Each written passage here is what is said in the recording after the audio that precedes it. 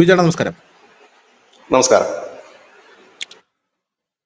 ഈ ഓപ്പറേഷൻ സിന്ദൂർ കഴിഞ്ഞ ശേഷം നമ്മുടെ രാജ്യത്തോട് ബാക്കിയുള്ള ലോക രാജ്യങ്ങളുടെ എസ്പെഷ്യലി ഈ ആണവായുധങ്ങളുള്ള രാജ്യങ്ങളും പിന്നെ ഈ ജാതിവശാൽ അങ്ങനെ തന്നെ പറയണം. കാരണം നമ്മുടെ ഈ ലോക രാജ്യങ്ങൾക്കിടയിലും ജാതി ഉണ്ടല്ലോ, ഉയർന്നവൻ താഴ്ന്നവൻ അങ്ങനെയൊക്കെ ഉണ്ടല്ലോ. അതാണ് ട്രംപ് സെലൻസ്കി വന്നിരുന്നപ്പോൾ കോട്ടും സൂട്ടും ഇല്ല എന്ന് പറഞ്ഞ് ഞങ്ങൾ അടിച്ചിറക്കി വിട്ടതും.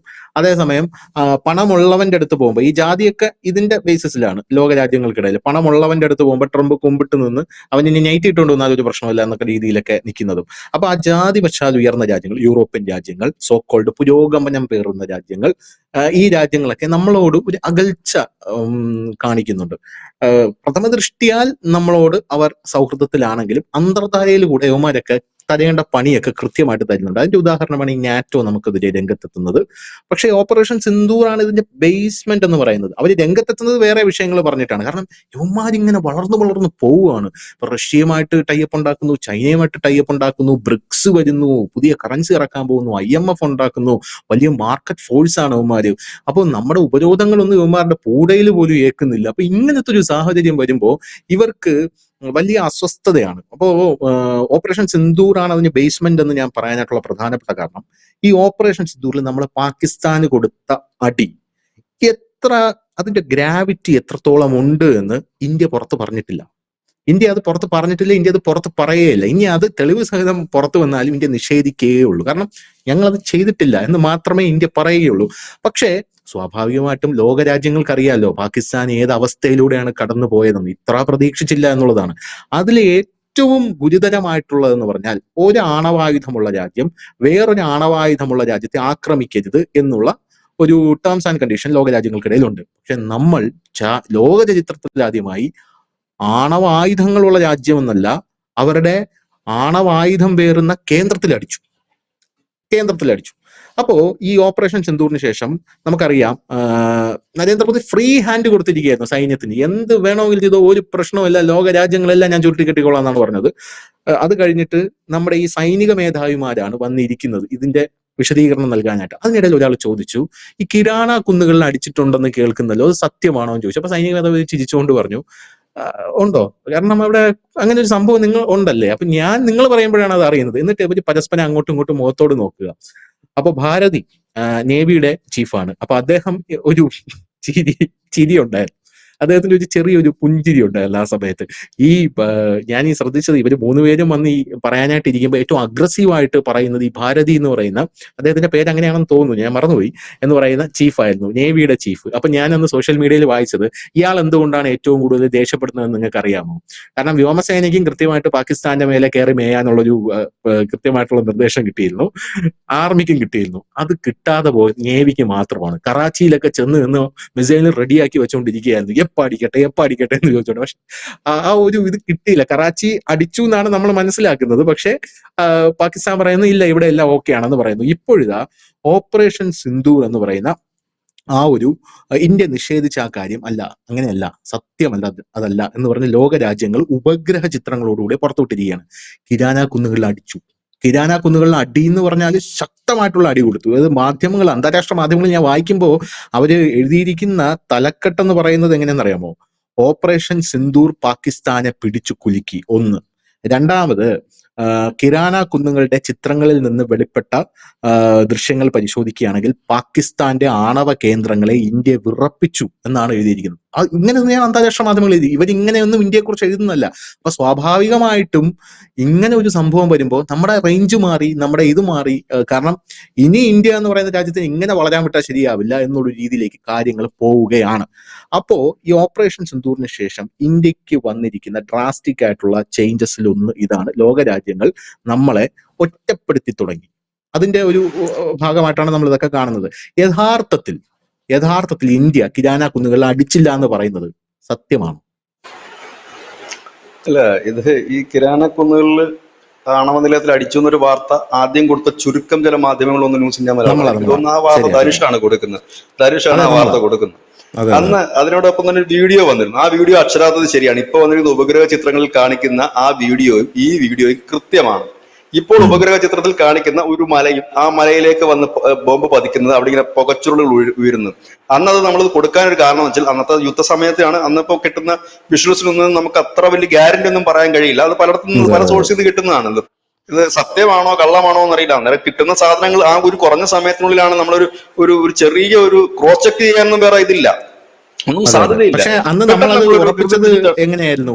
അത് ഉറപ്പിച്ചത് അമേരിക്കയുടെ ഈ ആണവ നിലയങ്ങളെ നന്നാക്കുന്ന, എന്തെങ്കിലും തകരാറുണ്ടെങ്കിൽ നന്നാക്കുന്ന വിമാനം അവിടെ പറന്നിറങ്ങിയിരുന്നു. ഒന്നാമത്തെ കാര്യം നമ്മൾ ഉറപ്പിച്ചതാണ്. രണ്ടാമത്തെ കാര്യം എന്ന് പറയുന്നത് ഈജിപ്തിൽ നിന്നൊരു വിമാനം, ആ ഈജിപ്തിൽ നിന്നൊരു വിമാനം ഇങ്ങോട്ട് പറന്നിറങ്ങിയപ്പോൾ അവർ ഇന്ത്യയെ വിളിച്ചു പറഞ്ഞു ഞങ്ങൾ അങ്ങോട്ട് പോവുകയാണ് എന്ന് പറഞ്ഞിരുന്നു എന്നുള്ള റിപ്പോർട്ട് ഉണ്ടായിരുന്നു. കാരണം ഈ ഈജിപ്തിലാണ് ഈ ആണവ ചോർച്ച ഉണ്ടായാൽ അത് അടയ്ക്കാനുള്ള, എനിക്ക് തോന്നുന്നു ബോറിയമാണ് വേർതിരിച്ചെടുക്കുന്ന ഒരു മെറ്റീരിയൽ അതും. അപ്പൊ ഈ 2 വിമാനങ്ങൾ അവിടെ വന്നിരുന്നു. അപ്പൊ അത് നമുക്ക് ഉറപ്പിച്ചതാണ്. അപ്പൊ അത് വെച്ചാണ് നമ്മളത് കൺഫേം ചെയ്തത്. അത് മാത്രമല്ല, ഇതിന്റെ വീഡിയോസ്, ഈ സെയിം വീഡിയോസ് അന്ന് തന്നെ പ്രചാരത്തിലുണ്ടായിരുന്നു. എനിക്ക് തോന്നുന്നു സോഷ്യൽ മീഡിയയിൽ, ഫേസ്ബുക്കിലൊക്കെ ഒരുപാട് പേര് ഷെയർ ചെയ്തതാണ്. അതിനകത്ത് പറയുന്നുണ്ട്, അതിനകത്ത് അവിടുത്തെ ഒരു ലോക്കൽ, അവിടുത്തെ ഒരു പൗരൻ അയ്യോ ദൈവമേ കിരാനയ്ക്കാണല്ലോ പണി കിട്ടിയതെന്ന്. ഇതിങ്ങനെ പോകുന്നത് അങ്ങ് ദൂരെ പോച്ചർ ഉയർന്നും കിരാന എന്ന് വ്യക്തമായിട്ട് അയാൾ പറയുന്നുമുണ്ട്.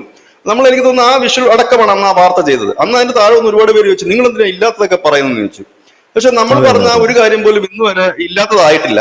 ഓരോ ദിവസം കഴിയുന്നവരും ഓരോരോ സത്യങ്ങൾ പുറത്തു വന്നുകൊണ്ടേ ഇരിക്കുന്നു എന്നുള്ളതാണ്. എന്നാല് മുമ്പ് ഈ ഇന്ത്യയുടെ വിമാനം തകർന്നു എന്നൊക്കെ പറഞ്ഞിട്ട് ഇന്നും തെളിവില്ലാതെ മുങ്ങിത്തപ്പുകയാണ്. കഴിഞ്ഞ ദിവസം ട്രംപ് പറയുന്നുണ്ട് 5 വിമാനങ്ങൾ തകർന്നു. 6 വിമാനങ്ങൾ ട്രംപ് പറഞ്ഞില്ല കേട്ടാ. അതാണ് മറ്റൊരു കോമഡി.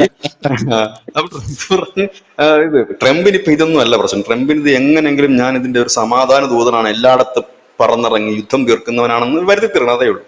അപ്പൊ ഈ കിരാന കുന്നുകളിലേക്ക് അതിന്റെ ഒരു ഏറ്റവും വലിയ തെളിവാണ് ഈ ഓപ്പറേഷൻ സിന്ദൂർ എല്ലാം കഴിഞ്ഞതിന് ശേഷം കുറച്ച് ദിവസങ്ങൾക്ക് ശേഷം നമ്മുടെ ഇന്ത്യൻ പ്രധാനമന്ത്രി നമ്മുടെ രാജ്യത്തെ അഭിസംബോധന ചെയ്ത് സംസാരിച്ചിരുന്നു. അന്ന് അദ്ദേഹം പറഞ്ഞൊരു വാചകമുണ്ട്. അതിൽ നിന്ന് തന്നെ എല്ലാം നമുക്ക് മനസ്സിലാക്കാൻ പറ്റും. അന്ന് അദ്ദേഹം പറഞ്ഞത് ഇനി ജീവിതത്തിൽ ഒരിക്കലും പാകിസ്ഥാൻ ആണവായുധം പറഞ്ഞ് വരട്ടത്തില്ല. അതിന്റെ അർത്ഥം അതിനുള്ള പണി ഞാൻ കൊടുത്തിട്ടുണ്ട്, ഈ അടുത്ത കാലത്ത് ഇനി അതും പറഞ്ഞാൽ പൊങ്ങി വരത്തില്ല എന്ന് തന്നെയാണ്.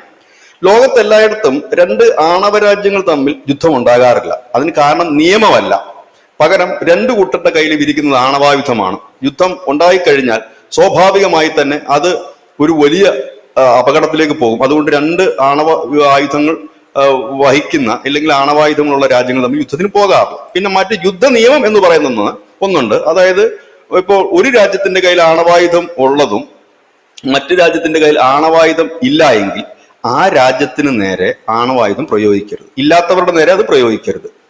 ഉള്ളവൻ ഇല്ലാത്തവന്റെ നേരെ പ്രയോഗിക്കരുത്. പക്ഷെ സ്വാഭാവികമായിട്ട് നിയമമല്ലെങ്കിൽ പോലും 2 ആണവ രാജ്യങ്ങൾ തമ്മിൽ ലോകത്തെങ്ങും യുദ്ധം നടന്നിട്ടില്ല, എങ്ങും നടന്നിട്ടില്ല. നമുക്ക് വേണമെങ്കിൽ ഈ യുദ്ധങ്ങൾ പരിശോധിച്ച് നോക്കൂ, എങ്ങും നടന്നിട്ടില്ല. ലോകത്താദ്യമായിട്ട് ആണവായുധമുള്ള ഒരു രാജ്യത്തിന്റെ മടയിൽ കയറി അടിച്ചത് ഒരേ ഒരു രാജ്യമേ ഉള്ളൂ, ഇന്ത്യ. അതും ചെയ്ത ഒരു ഭരണാധികാരിയേ ഉള്ളൂ, അത് ശ്രീ നരേന്ദ്രമോദി തന്നെയാണ്. കാരണം വേറെ ഇല്ല, അത് ചരിത്രമാണ് ആ സാധനം.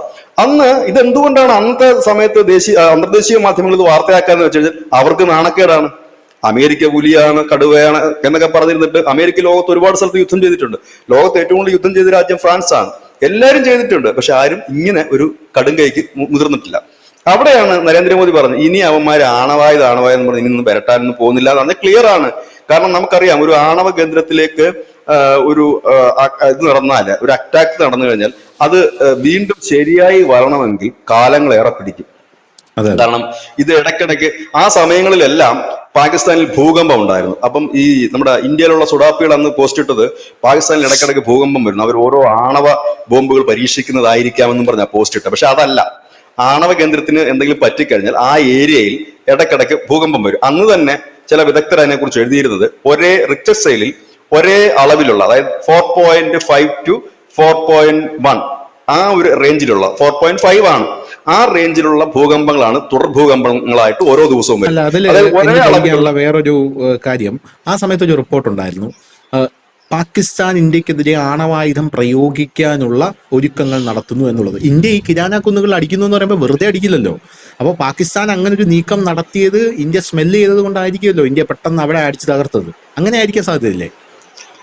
അല്ല, അതിന് സാധ്യതയൊന്നല്ല, അത് അവർ എക്കാലവും പറയുന്നതാണ്. പാകിസ്ഥാൻ ഓപ്പൺ ആയിട്ട് പറയുന്നതാണ്, ഞങ്ങളെ തൊട്ടാൽ ഞങ്ങൾ നിങ്ങളുടെ ഇതിലേക്ക് ആണവായുധം പ്രയോഗിക്കും. ഇത് പാകിസ്ഥാന്റെ കൊച്ചു കുഞ്ഞു തൊട്ട് അവരുടെ ജനറൽ മുനീർ ആണെങ്കിൽ, ഇതിനു മുമ്പിരുന്ന മുഷറഫ് ആണെങ്കിലും അവരുടെ ഭരണാധികാരികളുടെ എല്ലാം ആദ്യം പറയുന്ന ഡയലോഗ് അതാണ്. അതിനിപ്പം ഇന്റലിജൻസിന്റെ ഒന്നും ആവശ്യമില്ല അത് എടുക്കുന്നതിന് വേണ്ടിയിട്ട്. കാരണം അവന്മാർ പരസ്യമായിട്ട് പറഞ്ഞുകൊണ്ടിരിക്കുന്നത് ഞങ്ങളെ തൊട്ടാൽ ഞങ്ങൾ ആണവായുധം വിട്ട് ഇന്ത്യ നശിപ്പിച്ച് കളയും.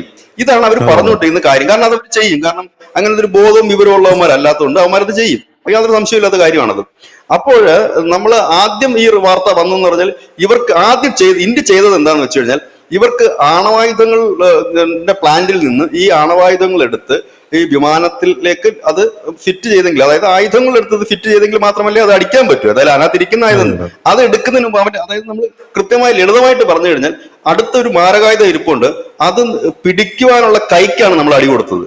ആയുധം നമ്മൾ ചെയ്തിട്ടില്ല. ആണവായുധം നമ്മൾ തകർത്തിട്ടില്ല. അത് തകർത്ത് നമുക്കും ബുദ്ധിമുട്ടുണ്ടാക്കും അത്. കാരണം എല്ലായിടത്തേക്കും അതിന്റെ വികരണങ്ങൾ ഉണ്ടാകും. ആയുധം അവിടെ തന്നെ ഇരിപ്പുണ്ട്. ആ കൈ, അതായത് ആയുധം എടുത്ത് നമ്മളെ അടിക്കാനുള്ള ആ കൈ നമ്മൾ പൂർണ്ണമായിട്ട് തകർത്ത് കളഞ്ഞു. ഇനി അത് ശരിയാക്കണമെങ്കിൽ നാളെയേറെ വരും. ഇപ്പോഴും അവരുടെ 11 വിമാനത്താവളങ്ങൾ, ഇന്നലെ വന്ന വാർത്ത എന്ന് പറഞ്ഞാൽ ഇനി ഒരു 4 മാസത്തേക്ക് കൂടി ആ വിമാനത്താവളത്തിന്റെ പ്രവർത്തനം നിർത്തിവെച്ചിരിക്കുക അവര്. അത് മെയിൻ്റെനൻസ് നടക്കുന്നു. അപ്പൊ അതിനകത്ത് അത് റിപ്പോർട്ട് ചെയ്ത മാധ്യമങ്ങൾ എഴുതിയിരിക്കുന്നത് 4 മാസം കൊണ്ടൊന്നും തീരില്ല, അതിന് മാത്രം റിപ്പയറിംഗ് ഉണ്ടെന്നാണ് എഴുതിയിരിക്കുന്നത് ആ വിമാനത്താവളങ്ങൾക്ക്. അതായത് നല്ല റിപ്പയറിംഗ് ഉണ്ട്, അത് തീരില്ല, അവന്മാരിപ്പോ 4 മാസത്തെ കൂടെ നീട്ടിയിട്ടുണ്ടെന്ന് പറയുന്നത് വെറുതെയാണ് എന്നാണ് പറയുന്നത്. അതിന് മാത്രമാണ് കൊടുത്തിരിക്കുന്നത്. കാരണം അവിടെ എണ്ണം പറഞ്ഞ അഖ്നൂർ പോലെയുള്ള സ്ഥലത്ത്, അഖ്നൂർ ഒക്കെ എന്ന് പറഞ്ഞാൽ അവരുടെ അഭിമാനത്തിന് വലിയ ക്ഷതം തട്ടിയ, കാരണം അവരുടെ ഏറ്റവും അഭിമാനകരമായിട്ടുള്ള എയർബേസുകൾ ഒന്നായിരുന്നു. അതൊക്കെ തകർക്കുന്നവർക്ക് അഭിമാനത്തിൽ. പിന്നെ അവർ തകർന്നു പോകാൻ കാരണം നമ്മൾ ആണവ കേന്ദ്രത്തിൽ അടിച്ചതോടുകൂടിയാണ് പാകിസ്ഥാൻ തകർന്നു പോയത്. കാരണം അവിടെ അടിച്ചു എന്ന് പറയുമ്പോൾ സ്വാഭാവികമായി ഇതിനപ്പുറത്തേക്ക് ഇനി പാകിസ്ഥാൻ ഒന്നും ചെയ്യാനില്ല. നിസ്സഹായരായിപ്പോയി അവര്. അവർക്ക് ആകെ അവർക്ക് ഭീഷണിപ്പെടുത്താൻ ഉണ്ടായിരുന്ന ഒരു സാധനം എന്ന് പറഞ്ഞു കഴിഞ്ഞാൽ ഈ സാധനമായിരുന്നു. എടുത്തിട്ട് അടിക്കും എന്ന് പറഞ്ഞിട്ടിരുന്നു. അതിന്റെ തകർത്ത് കളഞ്ഞിട്ട് ആ ഒരു അടുത്തുനിന്ന് അനങ്ങാൻ പറ്റുന്നില്ല അവർക്ക്. അവരുടെ ആണവ നിലയം തകർത്തിട്ടില്ല. ആ ആണവ നിലയത്തിൽ നിന്ന് 1 ഇഞ്ച് അവർക്ക് മുൻപോട്ട് പോകാൻ കഴിയാത്ത വിധം അതിന്റെ കവാടത്തിലാണ് കൊടുക്കുന്ന അടി. ആ കവാടത്തിലുള്ള അടിയിലാണ് ഇവർ ഭയന്നു പോകുന്നത്. അവർ ഭയന്നു പോകുന്നത് മാത്രവുമായിരുന്നില്ല, അമേരിക്കൻ വിമാനം പറന്നിറങ്ങാനുള്ള കാരണം ഈ അമേരിക്കയുടെ കൂടെ ഹെൽപ്പിലാണല്ലോ ഈ പരിപാടികൾ ഇപ്പൊ മുമ്പോട്ട് പോയിക്കൊണ്ടിരിക്കുന്നത്. അപ്പൊ അതിന്റെ മെയിൻ്റെനൻസിന് വേണ്ടിയിട്ടാണ് അവർ. പക്ഷെ അത് ഇടയ്ക്ക് അവർ ചൈനയുമായിട്ട് ചേർന്നിട്ടാണ് ഈ പരീക്ഷണങ്ങളൊക്കെ നടത്തിക്കൊണ്ടിരുന്നത്. അവസാനം അമേരിക്ക തന്നെ വേണ്ടി വരും. കാരണം അവരുടെ കയ്യിലേ ഉള്ളൂ ഇതിന്റെ റിപ്പയറിംഗ് ഫെസിലിറ്റി ഉള്ളത്. പിന്നീടാണ് ഈജിപ്തിന്റെ വിമാനം വരുന്നത്. കാരണം അവിടെ നിന്ന് ഈ നദിയിൽ നിന്ന് എടുക്കുന്ന, മണലിൽ നിന്ന് എടുക്കുന്ന എന്തോ ഒന്നാണ്, അതിന്റെ കൃത്യമായ ഒരു പേര് ഇപ്പൊ ഓർക്കുന്നില്ല, അത് വെച്ചിട്ടാണ് ഇതിന്റെ ആണവ ചോർച്ച അടയ്ക്കുന്നത്. അപ്പൊ തോറിയം. അപ്പൊ ആ ഒരു വിമാനം ഈജിപ്തിൽ നിന്ന് പാകിസ്ഥാനിലേക്ക് വരണമെങ്കിൽ തോറിയം കൊണ്ടല്ലേ വരേണ്ട കാര്യമുള്ളൂ. അല്ലാതെ എല്ലാം കഴിഞ്ഞ് കണ്ടിട്ട് പോകാന്ന് പറഞ്ഞ അവർ വരത്തില്ലല്ലോ. യുദ്ധമൊക്കെ കഴിഞ്ഞ നാടല്ലേ, ഒന്ന് കണ്ടിട്ട് പോകാൻ, കറങ്ങിട്ട് പോകാന്ന് പറഞ്ഞാൽ ഈജിപ്തിലൊക്കെ ഒരു രാജ്യം വരത്തില്ല. അപ്പൊ അവരും അത് വന്നപ്പോ അവിടെ ആണവ നിലയത്തിന് തന്നെ കൃത്യമായി മാരകമായി അടി കൊടുത്തു എന്നുള്ളതാണ്. ഇപ്പോൾ അത് കുറച്ചുകൂടെ വ്യക്തമായിട്ടുള്ള ഉപഗ്രഹ ചിത്രങ്ങൾ ഇപ്പൊ പുറത്തു വന്നിരിക്കുന്നു, വലിയ വാർത്തയായി മാറിയിരിക്കുന്നു. ഈ സാഹചര്യത്തിലും ഇന്ത്യ ഒരുപക്ഷെ ഇത് നിഷേധിക്കാനോ ഇല്ലെങ്കിൽ അംഗീകരിക്കാനോ തയ്യാറാകില്ല എന്ന് തന്നെയാണ് കരുതുന്നത്. കാരണം ഇന്ത്യയെ സംബന്ധിച്ച് അത് ഒരിക്കലും അംഗീകരിക്കാൻ കഴിയുന്ന ഒരു കാര്യമേ അല്ല. കാരണം അത് ശരിയായ ഒരു കാര്യമല്ല. അത് ഒരു വേൾഡ് വാർ ക്രൈമാണത്. അതുകൊണ്ട് ഇന്ത്യ ഒരിക്കലും അംഗീകരിക്കാൻ സാധ്യതയില്ല. എന്നാൽ നിഷേധിക്കാനും പോകില്ല. ഇതിലൊരു പക്ഷേ റിപ്ലൈക്ക് സാധ്യതകളില്ല. ഇനി ചിലപ്പോൾ ഒരു പക്ഷേ ഈ പറയുന്ന നമ്മുടെ അന്ന് പത്രസമ്മേളനം നടത്തി അല്ലെങ്കിൽ ഈ സിന്ദൂറിലൊക്കെ പങ്കെടുത്ത സൈനിക ഉദ്യോഗസ്ഥന്മാരൊക്കെ എങ്ങാണൊക്കെ റിട്ടയർഡ് ഒക്കെ ചെയ്ത് കഴിഞ്ഞ് അവരെങ്ങാണൊക്കെ ഒരു ആത്മകഥ എഴുതുകയാണെങ്കിൽ, ഇല്ലെങ്കിൽ അവരേതെങ്കിലും ഒക്കെ ഇപ്പൊ ആത്മകഥ ഇല്ലല്ലോ, ചാനലിൽ ഇന്റർവ്യൂ കൊടുക്കലാണ്. അപ്പോൾ അങ്ങനെ ഏതെങ്കിലും ഒരു ചാനലിൽ ഒരു തുറന്നു പറച്ചിൽ നടത്തുകയാണെങ്കിൽ ഒരുപക്ഷെ നമുക്ക് അറിയാൻ കഴിയും അന്ന് എന്താണ് അവിടെ സംഭവിച്ചത്. അതിന് ഇനിയിപ്പോ നമ്മൾ കുറെ വർഷം കൂടെ കാത്തിരിക്കണം. അവരൊക്കെ റിട്ടയർഡ് ആകണം. റിട്ടയർഡ് ആയി കഴിയുമ്പോൾ ഒരുപക്ഷെ അവർ പറയുമായിരിക്കും. പാകിസ്ഥാൻ ഓൾറെഡി പറയും ഇത്. പാകിസ്ഥാൻ പറഞ്ഞു കഴിഞ്ഞു, ഞങ്ങൾക്ക് വലിയ പ്രഹരമാണ് അവർ ഏൽപ്പിച്ചെന്ന് അവരിപ്പോഴേ പറഞ്ഞു കഴിഞ്ഞു. ഇതിന്റെ ഒരു പശ്ചാത്തലത്തിലാണ് അന്ന് അവര് അത് ചെയ്തത്. അല്ലാതെ ട്രംപ് വന്ന് പറഞ്ഞിട്ട് വ്യാപാരത്തിന്റെ പേരിലാണ് നമ്മൾ ഈ യുദ്ധം നിർത്തിയതെങ്കിൽ ഇപ്പൊ നമ്മൾ അവര് പറയുന്ന വ്യാപാരം കേൾക്കുന്നില്ലല്ലോ. അങ്ങനെയാണെന്നുണ്ടെങ്കിൽ ട്രംപ് ഇങ്ങോട്ട് ഉരുട്ടി തരികയും നമ്മളത് 2 കൈ നിന്നിട്ട് സ്വീകരിക്കുകയും വേണമല്ലോ. നമ്മൾ രണ്ടും സ്വീകരിക്കുന്നില്ലെന്ന് മാത്രമല്ല, ട്രംപ് ഇപ്പൊ കൊണ്ടുവന്ന ഉപരോധം നമ്മൾ പറയുന്നുണ്ടല്ലോ, അത് അംഗീകരിക്കാൻ വെച്ച് ബുദ്ധിമുട്ടുണ്ട്, പറ്റത്തില്ലെന്ന് നമ്മൾ പറഞ്ഞിരിക്കുന്നത്. അപ്പൊ അങ്ങനെയാണ്. അപ്പൊ അത് ഉണ്ടയില വെടിയാണെന്നുള്ള കാര്യം അന്നേ അറിയാമായിരുന്നു. ഇതാണ് ഒരു കാര്യം. ഇതിനകത്ത് ഇപ്പോൾ ഇന്ത്യക്കെതിരെ, അതായത് റഷ്യക്കെതിരെയാണെന്ന് അവർ പ്രത്യക്ഷത്തിലുള്ള നീക്കം റഷ്യക്കെതിരെയാണ്. റഷ്യക്കെതിരെയാണ് ഇപ്പം യൂറോപ്യൻ യൂണിയൻസും നാറ്റോയും എല്ലാം യുദ്ധത്തിന് ഒരുങ്ങുന്നതും ഉപരോധത്തിന് ഉറങ്ങുന്നതും. പക്ഷെ അവരുടെ ലക്ഷ്യം റഷ്യ മാത്രമല്ല, ഇന്ത്യ കൂടിയുണ്ട്. കാരണം ഈ ഓപ്പറേഷൻ സിന്ദൂറിന് ശേഷം അത് ഈ യൂറോപ്യൻ രാജ്യങ്ങൾക്ക് തന്നെ ഒരു മങ്ങലേൽപ്പിച്ചുകൊണ്ട്, കാരണം ഇന്ത്യ ഇത്രയും വലിയൊരു പവർ ആണ് എന്നും ഒരു ആണവ രാജ്യത്തെ ആക്രമിക്കാൻ തക്ക കരുത്ത് ഈ രാജ്യത്തിനുണ്ട് എന്ന് അവർക്ക് മനസ്സിലാകുകയും നമ്മുടെ ആയുധ വിപണിയിലേക്ക് നമ്മൾ വളരെ ശക്തമായി കടന്നു കയറുകയും ചെയ്തതോടെ തന്നെ നമ്മൾ ഇവരുടെ സിനിമയിലൊക്കെ പറയത്തില്ല, ഇനിയും ഇവനെ വളരാൻ അനുവദിച്ചുകൂടാ, ഈ ഒരു പൊസിഷനിലേക്കാണ് അവർ എത്തിയിരിക്കുന്നത്. അതിനെന്താണ് ചെയ്യാൻ കഴിയുന്നത്? അതിന് ചെയ്യാൻ കഴിയുന്ന ഏറ്റവും നല്ല മാർഗം നമ്മളുടെ ഈ പറയുന്ന ഊർജ്ജ പ്രതിസന്ധി ഉണ്ടാക്കുക എന്നുള്ളത്. ഒരു രാജ്യത്തിൽ ഊർജ്ജ പ്രതിസന്ധി ഉണ്ടാക്കുക എന്നുള്ളതാണ് ആ രാജ്യത്തെ തകർക്കാനുള്ള ഏറ്റവും പ്രധാനപ്പെട്ട വഴി. എന്തുകൊണ്ടാണ് ഇറാൻ ഡെവലപ്പാകാതെ മുമ്പോട്ട് പോകുന്നത്? അവിടെ വലിയ ഊർജ്ജ പ്രതിസന്ധിയുള്ള ഒരു രാജ്യമാണ് ഇറാൻ. അവർക്ക് ഫുൾ ടൈം പവർ കട്ടാണ്. പാകിസ്ഥാനിൽ ഫുൾ ടൈം പവർ കട്ടാണ്. അത് പിന്നെ അവരുടെ കയ്യിരിപ്പിന്റെ ആണെന്ന് പറയാം. ഇറാനെ കണക്കുള്ള രാജ്യങ്ങൾക്ക് ഈ ഊർജ്ജ പ്രതിസന്ധി പരിഹരിക്കുന്നതിന് വേണ്ടിയിട്ടാണ് അവർ റഷ്യയുടെ സഹായത്തോടുകൂടി ആണവ കേന്ദ്രങ്ങൾ സ്ഥാപിച്ചിരിക്കുന്നത്. അല്ലാതെ ഈ ആണവ കേന്ദ്രങ്ങൾ കേൾക്കുമ്പോൾ പലർക്കും തെറ്റിദ്ധാരണ ഉണ്ടാകും, അത് ഈ ആണവ ആയുധം ഉണ്ടാക്കാൻ വേണ്ടി മാത്രമുള്ളതാണ്. അല്ല, നമ്മളുടെ കൂടംകുളത്തുണ്ട്. ഇതെല്ലാം നമ്മളുടെ വൈദ്യുതി എന്ന് പറയുന്നത് നമ്മുടെ വീട്ടിൽ കത്തുന്നത് മാത്രമല്ലല്ലോ, ഫാക്ടറികൾ വർക്ക് ചെയ്യുന്നത്, നമ്മുടെ ഈ രാജ്യം മുഴുവൻ ചലിക്കുന്നത് അതിൽ നിന്നാണ്. അതുപോലെ തന്നെ ക്രൂഡ് ഓയിൽ അതിൽ നിന്ന് കഴിഞ്ഞാൽ അങ്ങനെ സംഭവിക്കും. ഇങ്ങനെ ഊർജ്ജ പ്രതിസന്ധി ഇന്ത്യക്ക് വരുത്തി വെക്കുക എന്നുള്ളത്. ഞാൻ ഇപ്പൊ സംശയിക്കുന്ന ഒരു കാര്യം, ഇടക്കാലത്ത് ചൈന റയർ മെറ്റൽ തരത്തിലെന്ന് പറഞ്ഞത് ഇനി ഇവന്മാരെങ്ങാണ് ഫോഴ്സ് ചെലുത്തി പറയിച്ചതാണോ എന്നറിയില്ല, നമ്മുടെ വാഹന വിപണി മുമ്പോട്ട് പോകാതിരിക്കാൻ. അങ്ങനെ നമുക്ക് സംശയിക്കാതിരിക്കാൻ കഴിയും. കാരണം മനുഷ്യരെ പോലെ തന്നെയാണ് രാജ്യങ്ങളും രാജ്യത്തിന്റെ ഭരണാധികാരികൾ. അവരും മനുഷ്യർ തന്നെയാണല്ലോ. കുത്തിത്തിരിപ്പും ഭാരതഭൂഷണും ഭാരവപ്പും ഒക്കെ എല്ലായിടത്തും. ഇപ്പോൾ ഇന്ത്യക്കെതിരെ തിരിയുക എന്ന് മാത്രമല്ല, ഇന്ത്യക്കെതിരെ പ്രത്യക്ഷത്തിലേക്ക് നീങ്ങിയിരിക്കുന്നു. ഇന്ത്യയിലേക്കുള്ള പെട്രോളിയം ഉൽപ്പന്നങ്ങൾക്ക് ആദ്യ പടി എന്ന നിലയിൽ ഈ നയാര എനർജി പമ്പുകൾക്ക്, നയാര എനർജി റിഫൈനറീസിന് ഉപരോധം ലിസ്റ്റിൽ വന്നിരിക്കുന്നു. പക്ഷേ അത് പ്രത്യക്ഷത്തിൽ നോക്കുമ്പോൾ റഷ്യൻ കമ്പനിയാണത്. അപ്പൊ ഉപരോധത്തിൽ ആദ്യം വരുന്നത് അവരെ ആയിരിക്കാം. പക്ഷെ അത് വരുമ്പോൾ സംഭവിക്കുന്നത് അത് ഇന്ത്യക്ക് ഒരു മുന്നറിയിപ്പ് എന്ന് വേണം നമ്മൾ അതിനെ കരുതാനായിട്ട്. അപ്പൊ എല്ലാ തരത്തിലും ഇന്ത്യയെ കൂട്ടാനായിട്ട് രംഗത്തിറങ്ങും. ഇവിടെയാണ് ഇന്ത്യയുടെ നിലപാട് നട്ടലുയർത്തി പറഞ്ഞിരിക്കുന്നത്. ഞങ്ങൾ ഇതൊന്നും കണ്ടിട്ട് പേടിക്കാൻ പോകുന്നില്ല. അമേരിക്കയെ പേടിക്കുന്ന രാജ്യങ്ങൾ ഉണ്ടായിരിക്കാം, പക്ഷെ ആ കൂട്ടത്തിൽ ഇന്ത്യയെ നിങ്ങൾ കരുതരുത്. അത് മാത്രവുമല്ല, ഞങ്ങൾ ഇതിലൊന്നും മുട്ടടിക്കാൻ പോകുന്നില്ല. ഞങ്ങൾ ഞങ്ങളുടേതായ വഴിയിൽ പോകും. ഞങ്ങളുടെ പൗരന്മാർക്ക് എന്താണോ ലാഭകരമായി എവിടെ കിട്ടുമോ അവിടെ നിന്നൊക്കെ ഞങ്ങൾ വാങ്ങും. ഞങ്ങൾ ഞങ്ങളുടേതായ രീതിയിൽ തന്നെ മുൻപോട്ട് പോകും എന്ന് പറഞ്ഞുകൊണ്ട് പോകുന്നു.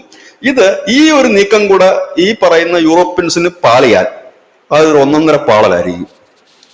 ഇത് പാളിക്കഴിഞ്ഞു. കാരണം ഇവര് വാജ്പേയിയുടെ കാലത്ത് കൊണ്ടുവന്ന നിരോധനം നമ്മളെ ഏഷ്യയിലെന്നല്ല, നമ്മളെ ഏശി. പക്ഷെ നമ്മൾ അതിനെ അതിജീവിച്ചു. അന്ന് നമ്മൾ ഈ കാണുന്ന രാജ്യമല്ല വാജ്പേയിയുടെ കാലത്ത്.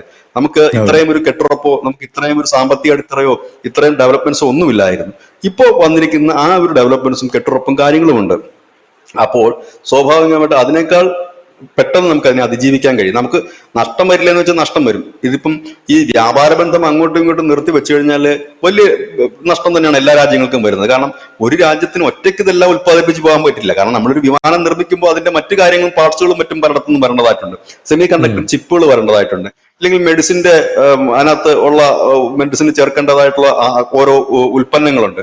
അങ്ങനെയൊക്കെ കോവിഡ് വാക്സിൻ നമ്മൾ നിർമ്മിച്ചതും ബ്രസീൽ അടക്കമുള്ള രാജ്യങ്ങളിൽ നിന്നുള്ള ഐറ്റംസുകളായിരുന്നു അതിൽ ചേരുവകളായിട്ട് വരുന്നത്. അങ്ങനെ ഒരുപാട് കാര്യങ്ങൾ. അപ്പൊ ഒരു രാജ്യത്തെ തള്ളിക്കൊണ്ട് പോകാൻ കഴിയില്ല. പക്ഷെ സഹവസ്തത്തിലൂടെ അല്ലെങ്കിൽ ഒരു സഹകരണത്തിലൂടെ പോകാൻ പറ്റും. പക്ഷെ ഇന്ത്യ ഇപ്പൊ ലോകത്തിന് കാണിച്ചു കൊടുത്തിരിക്കുന്ന മറ്റൊരു മാതൃകയാണ്. ഇവിടെ അതില്ലെങ്കിൽ അത് ഉള്ളിടത്ത് പോയി വാങ്ങുക. അതാണ് നമ്മളിപ്പോ പുതിയ മെത്തേഡ് ചെയ്തിരിക്കുന്നത്. പെട്രോൾ ഇല്ല, ഓക്കെ, നമ്മൾ കയറുമ്പോൾ 27 രാജ്യങ്ങളിൽ നിന്നായിരുന്നു നമ്മൾ വാങ്ങിക്കൊണ്ടിരുന്നത് നമ്മുടെ ക്രൂഡ് ഓയിൽ. ഇന്ത്യ ഇപ്പോ എത്ര 42 രാജ്യങ്ങളിൽ നിന്ന് ഇപ്പൊ നമ്മൾ വാങ്ങുന്നത്. കാണുന്നിടത്തു നിന്നൊക്കെ വില കുറച്ച് കിട്ടുന്നിടത്തുനിന്നൊക്കെ നമ്മൾ വാങ്ങുന്നു. ചൈന കഴിഞ്ഞ ദിവസം ഒരു വലിയ ഭീഷണി മുഴക്കിയിരുന്നു, റയർ മെറ്റൽസ് തരത്തില്ല. വേണ്ട, 3 രാജ്യങ്ങളുമായി കരാർ വെച്ചു. ബ്രസീല്, ഓസ്ട്രേലിയ, അർജന്റീന 3 രാജ്യങ്ങളുമായി കരാർ വെച്ച്. ഇത് കൂടാതെ പോർട്ട് സഖ്യം അവരോടൊന്നും പറഞ്ഞിരിക്കുന്നു, നമുക്ക് നിങ്ങൾ തരണം. അവരത് ഓക്കെയാണ്. അതുകൂടി ചൈനയുടെ ആ ഒരു വിരട്ടൽ അവിടെ തീർന്നു. ഇപ്പൊ ചൈന ചെയ്തുകൊണ്ടിരിക്കുന്ന പണി ബാക്കിയുള്ള ഐറ്റംസ് കൊടുക്കുക എന്നാണ് പറഞ്ഞിരിക്കുന്നത്. കാരണം അത് വേറെ ഒന്നും കൊണ്ടല്ല, അവരുടെ കാർ വിപണിയെ ലോകത്ത് ഒന്നാം നമ്പർ ആക്കാൻ വേണ്ടിയിട്ടാണ്. കാരണം അവരാണ് ഇപ്പോൾ ഈ ഇലക്ട്രിക്കൽ കാർ വിപണിയിൽ മുൻപന്തി നിൽക്കുന്ന അവരുടെ കമ്പനികളാണ്, ചൈനീസ് കമ്പനികളാണ്. അപ്പൊ ഇന്ത്യയിൽ എന്നത് ഇപ്പൊ ഇറങ്ങുന്ന എല്ലാ കമ്പനികളും, ടാറ്റയും മഹീന്ദ്രയും അടക്കം ഇന്ത്യയിൽ ഉത്പാദിപ്പിക്കപ്പെടുന്ന മറ്റ് ഹുണ്ടായി ആണെങ്കിലും എല്ലാവർക്കും ഇപ്പൊ പ്ലാന്റ് ഉണ്ടല്ലോ നമ്മുടെ ഇന്ത്യയിൽ. അവരെല്ലാം ഇപ്പൊ ഇലക്ട്രിക്കൽ കാർ വിപ്ലവത്തിലേക്കാണ്. അപ്പൊ അതിനെ തടയിടുക എന്നുള്ള ലക്ഷ്യം. തടയിടുക എന്ന് വെച്ചാൽ അതിന്റെ സ്പീഡ് കുറയ്ക്കുക. തടയിടാൻ ഒരിക്കലും കഴിയില്ല. നമ്മളിപ്പോ പുതിയൊരു പരീക്ഷണം നടത്തുന്നു, സോഡിയത്തിൽ നിന്ന് ബാറ്ററി ഉത്പാദിപ്പിച്ചുകൊണ്ട് അത് കുറച്ചുകൂടെ എളുപ്പത്തിലൊക്കെ ചാർജ് ആകുമെന്നും കൂടുതൽ കിലോമീറ്റർ കിട്ടുമെന്നൊക്കെ പറയുന്നു. വിലയും കുറവാണെന്ന് പറയുന്നു. അതിന്റെയൊക്കെ ഒരു പരീക്ഷണത്തിലാണ്. 3 വർഷത്തിനുള്ളിൽ അത് ലോഞ്ച് ചെയ്യുമെന്നാണ് ഇപ്പൊ കേൾക്കുന്ന വിവരം. ഏതായാലും അത് മറ്റൊരു കാര്യം. അപ്പം ഇതാണ് ഇപ്പോഴത്തെ ഒരു പുതിയ ട്രെൻഡ്. ഏതായാലും ഈ കിരാനക്കുന്നിന്റെ കൂടുതൽ ഡീറ്റെയിൽസ് വരും ദിവസങ്ങളിൽ വലിയ ചർച്ചയായി മാറും. എന്തായാലും അന്ന് നമ്മൾ പറഞ്ഞൊരു വാർത്ത ഇന്ന് സത്യമായി വന്നിരിക്കുന്നത്. അന്ന് ആ പറഞ്ഞ കാര്യങ്ങളെല്ലാം കൃത്യമായി തന്നെ വന്നിരിക്കുന്നു. കാരണം യുദ്ധസമയത്ത് കിട്ടുന്ന വാർത്തകൾ നമുക്ക് സ്ഥിരീകരിക്കാനുള്ള സമയമില്ല. യുദ്ധസമയത്ത് വരുന്ന വാർത്തകൾ സ്ഥിരീകരിക്കാനുള്ള നമുക്ക് ക്രോസ് ചെക്ക് ചെയ്യാൻ വേറെ ഓപ്ഷൻസും ഇല്ല. ആ സാഹചര്യത്തിൽ കിട്ടുന്നതിൽ കുറെ ജെനുവിൻ ആണ്. ഇപ്പൊ ധനുഷ് പറഞ്ഞ കണക്ക് ധനുഷ് ആ വാർത്ത സ്ഥിരീകരിക്കാൻ എടുത്തത് 2 കാര്യങ്ങൾ വെച്ചിട്ടാണ് ആ വാർത്ത സ്ഥിരീകരിക്കാൻ എടുത്തത്. ഒന്ന്, അമേരിക്കയുടെ ആ ഒരു ആണവ ഈ നിലയങ്ങൾ തകർന്നു കഴിഞ്ഞാൽ നന്നാക്കുന്ന വിമാനം വന്നത്. രണ്ട് ഈജിപ്തിൽ നിന്ന്. അത് വന്നപ്പോഴാണ് നമ്മുടെ ആ വാർത്തയും ഇതും ശരിയാണല്ലോ എന്നൊരു തോന്നൽ വന്നു. അങ്ങനെയാണ് കൊടുത്തത്. ഈ സമയത്തൊക്കെ നമുക്ക് അങ്ങനെയാണ് കൊടുക്കാൻ പറ്റുന്നത്. പക്ഷെ അത് സത്യമായി വന്നു എന്ന് തന്നെയാണ് നമുക്ക് സന്തോഷം ഉണ്ട് എന്ന് മാത്രമല്ല, നമ്മുടെ രാജ്യം അത് ചെയ്തു എന്നുള്ളത് ലോകത്തിന് മുമ്പിൽ അറിയിക്കുമ്പോൾ ഇത് ലോകത്ത് വേറൊരു രാജ്യവും ചെയ്യുന്നില്ല എന്നുള്ളതാണ്. ഇവിടെ നമ്മൾ കണ്ടു ഇറാനിൽ പോയിട്ട് അവരുടെ ആണവ നിലയം തകർത്ത് കളയുന്നതും ഒക്കെ.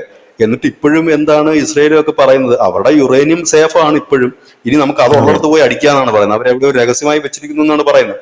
അതുപോലെ അല്ല ഇത്. അതെന്ന് പറഞ്ഞാല് ഇറാൻ ആണവരാജ്യമല്ല, അത് ഉൽപ്പാദിപ്പിക്കാൻ വേണ്ടി ശ്രമിച്ചുകൊണ്ടിരിക്കുന്ന രാജ്യമാണ്. പാകിസ്ഥാൻ അങ്ങനെയല്ല. പാകിസ്ഥാൻ ഓൾറെഡി ആണവ രാജ്യമാണ്. അതായത് എല്ലാം സെറ്റാണ് അവരുടെ കയ്യിലെങ്ങേണ്ടത്. അവർ പറഞ്ഞുകൊണ്ടിരിക്കുന്നത് 180 ആണവ ആയുധങ്ങളുണ്ടെന്നോ 200 ഉണ്ടെന്നൊക്കെയാണ് അവർ പറയുന്നത്. 200 ആയുധങ്ങളുണ്ട്, ആണവ പോർമുനകൾ ഉണ്ടെന്നാണ് പറയുന്നത്. ഇന്ത്യകൾ കൂടുതലുണ്ട് എന്നാണ് അവർ പറയുന്നത്. ഏതായാലും ആ ഒരു ഗർവ് അന്ന് നരേന്ദ്രമോദി പറഞ്ഞു, ഇനി ജീവിതത്തിൽ അവന്മാർ ആണവായുധം ഉണ്ടെന്ന് പറഞ്ഞിട്ട് കിടന്ന് നിഗളിക്കത്തില്ല എന്ന് പറഞ്ഞു. അത്രയും പറഞ്ഞ് അദ്ദേഹം നിർത്തി. അതിന്റെ അർത്ഥം അതിനുള്ള മരുന്ന് ഞാൻ കൊടുത്തിട്ടുണ്ട് എന്നാണ് പുള്ളി പറഞ്ഞതിന്റെ മറ്റൊരു അർത്ഥം. അന്നത് നമുക്ക് മനസ്സിലായി. കാരണം ആ നമ്മളെ അടക്കം ചില മാധ്യമങ്ങൾ നൽകിയ വാർത്ത കണ്ടവർക്കും കാര്യം മനസ്സിലായിട്ടുണ്ട്. ഇപ്പം സാധാരണപ്പെട്ട എല്ലാവർക്കും മനസ്സിലായി എന്താണ് സംഭവിച്ചത്. കാരണം വളരെ ക്ലിയർ ആയിട്ട് പച്ചയ്ക്ക് തന്നെയാണ് പറഞ്ഞിരിക്കുന്നത്. പക്ഷെ ഏതായാലും ഇന്ത്യ ഇത് അംഗീകരിക്കാൻ പോകുന്നില്ല. കാരണം അത് അംഗീകരിക്കുക എന്നുള്ളത് അതൊരു യുദ്ധക്കുറ്റം തന്നെയാണ്. അത് അംഗീകരിക്കാൻ സാധ്യതയില്ല. എന്നാൽ ഇത് നിഷേധിക്കുകയും ഇല്ല എന്നാണ് ഞാൻ പ്രതീക്ഷിക്കുന്നത്. ഇനി നിഷേധിക്കുമെന്ന് അറിയത്തില്ല. കാരണം ആ പത്രസമ്മേളനത്തിൽ അത് നിഷേധിച്ചിരുന്നു.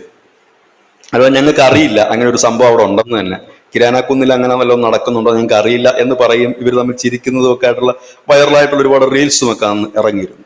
ഏതായാലും ഇതും ഒരു ചരിത്രത്തിന്റെ ഭാഗമാണ്. ഒന്ന്, ആണവായുധം വഹിക്കുന്ന രാജ്യത്തെ കയറി അടിച്ചു. രണ്ട്, അവരുടെ നട്ടലിൽ തന്നെ അടിച്ചു. അത് പാകിസ്ഥാൻ പോലെ വെൽ എക്വിപ്ഡ് ആണവായുധമുള്ള ഒരു രാജ്യത്തിന്റെ അവരുടെ കവാടത്തിൽ അടിച്ചു എന്നുള്ളതാണ് രണ്ടാമത്തെ കാര്യം. ഈ രണ്ട് കാര്യങ്ങൾ, അതും ഇന്ത്യയുടെ തദ്ദേശീയമായ, മൂന്നാമത്തെ കാര്യം അതാണ്, ഇന്ത്യയുടെ തദ്ദേശീയപരമായ ആയുധങ്ങളാണ് ഇതിന്റെ ഒരു മുഖ്യ പങ്കും വഹിച്ചത്. ഇതൊക്കെയാണ് നമ്മുടെ ഒരു വലിയ ഇതിൽ എന്ന് നമുക്ക് പറയാൻ പറ്റും. ഇത് സിന്ദൂർ ഇപ്പൊ എന്തായാലും സിന്ദൂർ ഇപ്പൊ ഈ വരുന്നുണ്ട്, പാർലമെന്റ് സെഷൻ തുടങ്ങുക.